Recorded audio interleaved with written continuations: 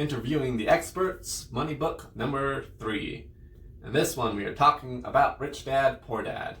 In this one, I'm going to pretty much summarize pretty simply, and it is you have to save.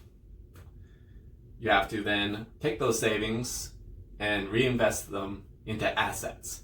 A big distinction that Robert Kiyosaki, which is the author, makes is the difference between assets and liabilities. An asset is something that puts money into your pocket.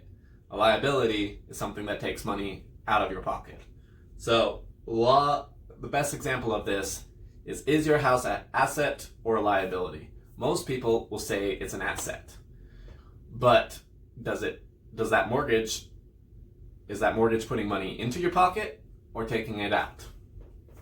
Now I'm going to diverge from what he's talking about a little bit and say, if it cuts your costs, then it technically is putting money into your pocket. A good example of this is actually my parents.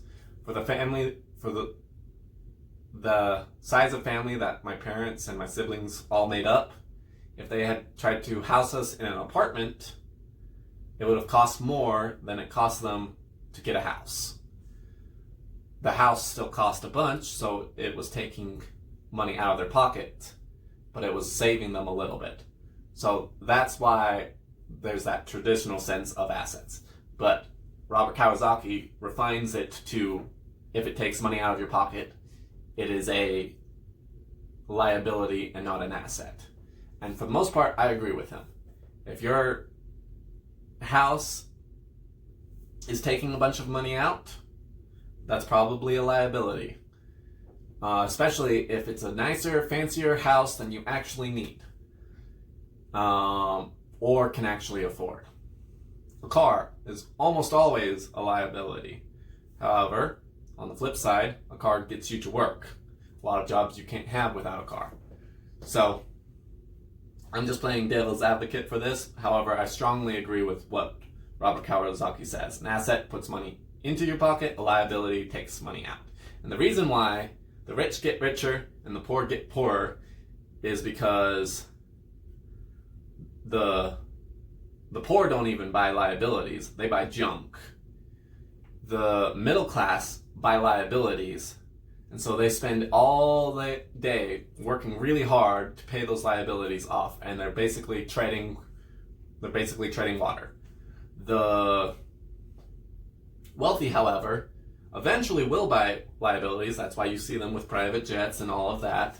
However, they make sure that it's only a tiny percent. I don't remember if he talks about it in this book, but the wealthy typically only spend up to about 10% of their wealth on luxuries, liabilities.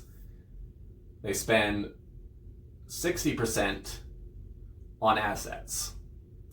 And then the rest is people diverge in many different ways. But that's about the average, is they spend 60% on assets. And that goes back to the making money work for you.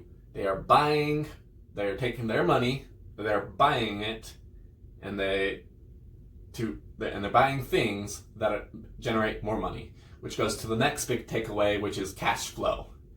And essentially what that is you have money going in and you have money going out at all times. Money is constantly moving. It's like a liquid.